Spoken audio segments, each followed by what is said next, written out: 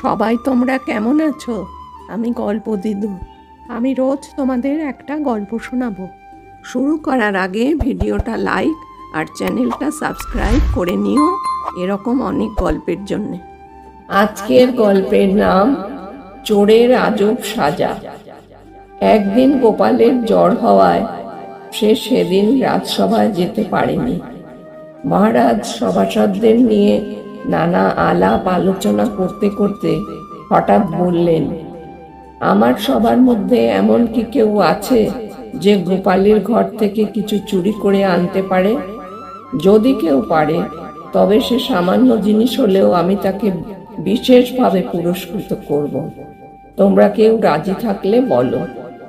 মহারাজের পুরস্কারের লোভেও কেউ রাজি হলো না গোপালের ঘরে চুরি করতে, কারণ বড় চতুর সে। তার চোখে ধুলো দেওয়া সহজ নয়। ধরা পড়লে নাকালের শেষ থাকবে না।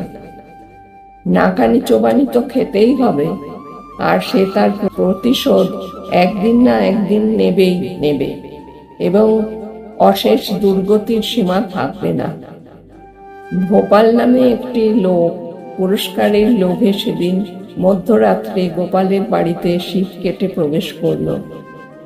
গোপাল আগে থেকে রাজসভার কথা জানতে পেরেছিল, তাই সে লোভী লোকটাকে জব্দ করার জন্য তৈরি হয়ে রইল।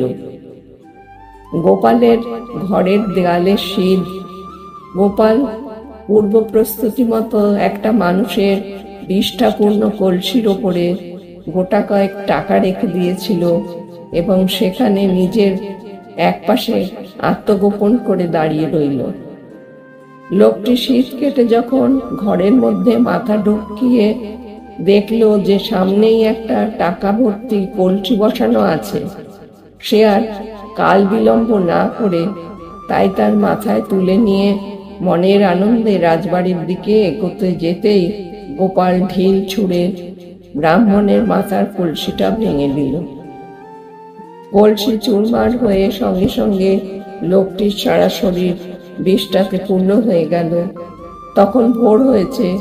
গোপাল বেরিয়ে বলল, কি বাবা, চুরি করা হলো? মহারাজ পরে গোপালের মুখে এসব কথা শুনে বেশ আনন্দিত হলেন। আজকের গল্পের শিক্ষা হলো, লোভে পাপ, পাপে মৃত্যু।